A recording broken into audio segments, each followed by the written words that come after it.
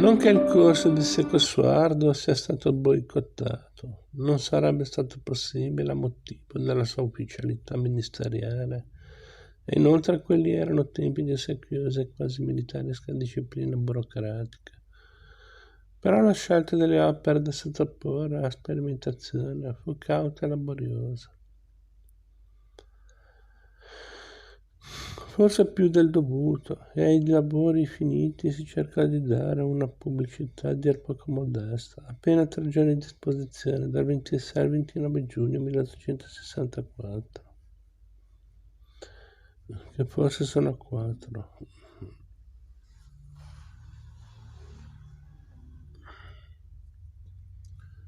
I restauri didattici condotti da Secco Suardo nel suo arduo corso fiorentino del 1864 sono ancora oggi visibili e dobbiamo riconoscere che si è trattato di interventi di buona qualità e di notevole pregio tecnico.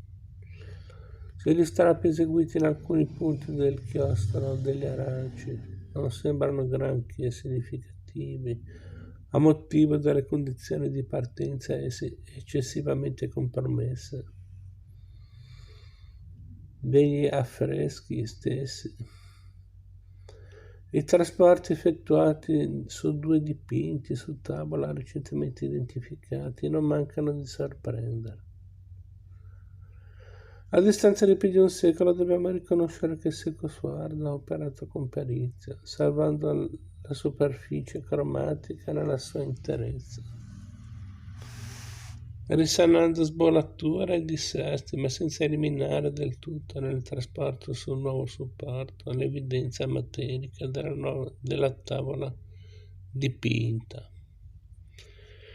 Posto quindi che è un indiscusso primato nell'uso delle tecniche d'avanguardia dello stacco e del trasporto e una più avvertita consapevolezza delle finalità moderne del restauro vadano pure riconosciute alla scuola di Secco Suardo. Occorre aggiungere tuttavia che Firenze resta per tutto il XIX secolo il centro più importante d'Italia per l'industria artistica in generale e per le attività restaurative in particolare. Il servizio di galleria al quale si aggiungono le esigenze di un antiquariato vivacissimo ed internazionale prestigio moltiplicano le occasioni di lavoro ed esaltano la tradizionale vocazione artigiana della città. L'epoca del falso gotico e del falso rinascimento trova a Firenze la sua patria elettiva, inaugurando modi di produzione e specializzazione professionali destinati ad arrivare fino ai nostri giorni. Il restauro impara a servire l'antiquariato in forme e in proporzioni che hanno pochi riscontri in Italia, sconfinando sovente nel pasticcio e nella falsificazione intenzionale. Si pensi a quell'incredibile campionario di legni, di marmi, di cuoio, di metalli, di arredi, materiali antichi da riciclare e oggetti finiti quasi falsi o semi-originali da vendere, che ancora si raccolgono in gran numero nella casa e nei laboratori, vera fabbrica del mobile d'epoca, che furono dell'antiquario Stefano Bardini. Fra la fine dell'Ottocento e i primi anni di questo secolo intonò ad alcuni grandi nomi di collezionisti, mercanti italiani e stranieri e a una pleide di minori protagonisti, ricercatori, mediatori, restauratori, esportatori. Prendono forma concretamente sia la base professionale e socio-economica che l'immagine culturale e di gusto di Firenze, capitale dell'antiquariato. Un'immagine che dura ancora oggi, perpetuandosi nelle biennali di Palazzo Strozzi e nelle numerose botteghe di Oltrarno specializzate in un artigianato artistico di assemblaggio, di manipolazione, di rifacimento, al servizio esclusivo del mercato. Anche questo aspetto tipico della Firenze ottocentesca e novecentesca, di un artigianato legato all'antiquariato e da quello dipendente, non solo per le occasioni di lavoro, ma anche per l'assimilazione di modelli culturali, orientamenti di gusto e consuetudini operative. Merita di essere sottolineato perché tocca, e tutt'altro che superficialmente, l'argomento di questo libro.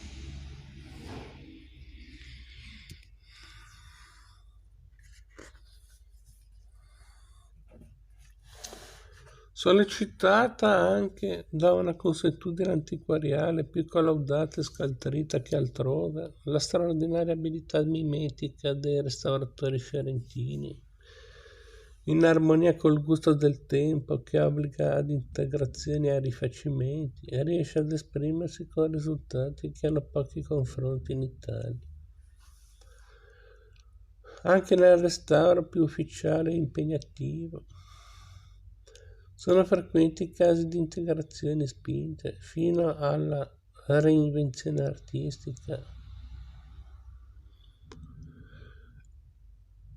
fino alla reinvenzione stilistica, scusate, e al completamento di fantasia. Il restauratore, al pari del falsario intenzionale, si cala per così dire nei panni dell'artista antico, riproducendone lo stile e con esiti tali da trarre in inganno, in qualche caso, critici e conoscitori. Tutti conoscono gli interventi di invenzione eseguiti da Gaetano Bianchi nel 1853 sugli affreschi di Giotto nella Cappella Bardi in Santa Croce, o nel 1858 sul ciclo di Piero ad Arezzo, oppure le sue riduzioni in pristino di ambienti gotici fiorentini, al Bargello nel castello di Vinciliate, nella cappella Salutati di Fiesole, nel museo Stibert. Al pari di lui il pittore purista Antonio Marini, autore dell'intervento nella cappella Peruzzi in Santa Croce, si specializza nella realizzazione su pochi e sparsi frammenti di vasti e talora persino affascinanti apparati decorativi neo-trecenteschi. A volte non si capisce dove finisca il restauro, sia pure di ripristino e di restituzione d'ambiente, e dove cominci la falsificazione intenzionale, o addirittura la pura e semplice produzione di arredi e di decorazione in stile. Come ben dimostra una polemica relazione del 1872 sull'inaugurazione del Salone del Consiglio del Comune di Prato,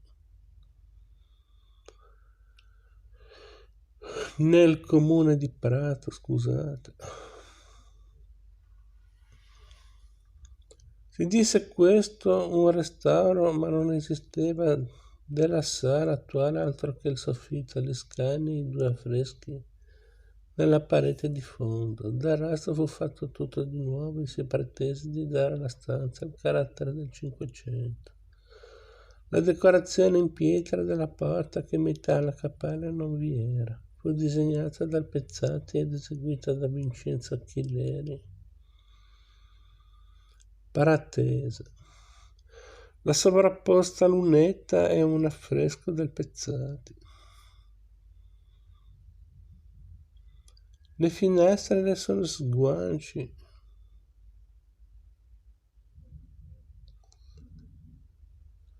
Scusate, un attimo di rincoglionimento. Le finestre nei suoi sguanci non avevano quel carattere né quelle interne vetrate. L'impiantito era di semplici mattoni, i candelabri sono disegnati dal Pezzati e lavorati dal Ciardi, intagliatore Pratese, eccetera. Il fregio è stato fatto di nuovo dal signor Pezzati e Barni e gli ornati dal signor Eustachio Turchini.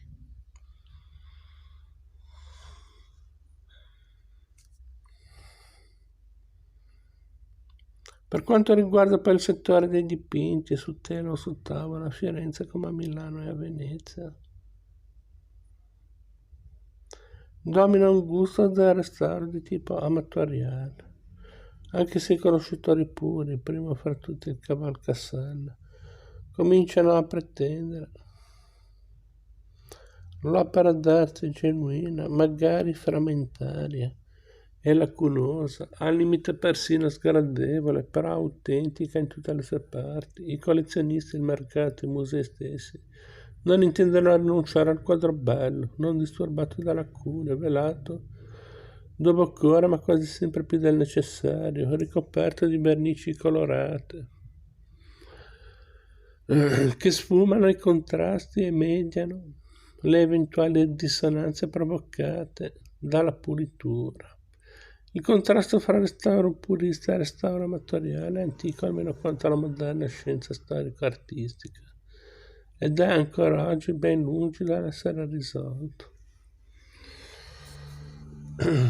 È tuttavia significativo che proprio a Firenze, all'inizio di questo secolo, abbia preso forma e ufficialità quella che può essere considerata la prima moderna disputa sulla pulitura o superpulitura, per tradurre il termine inglese overcleaning, dei dipinti. Mi riferisco alla nota vicenda che nel 1910 vide inquisito da una commissione ministeriale il restauratore Otto Vermeeren, padre di quell'Augusto Vermeeren che tanta parte ebbe, come vedremo, nell'attività del laboratorio fiorentino fra gli anni 30 e i 50.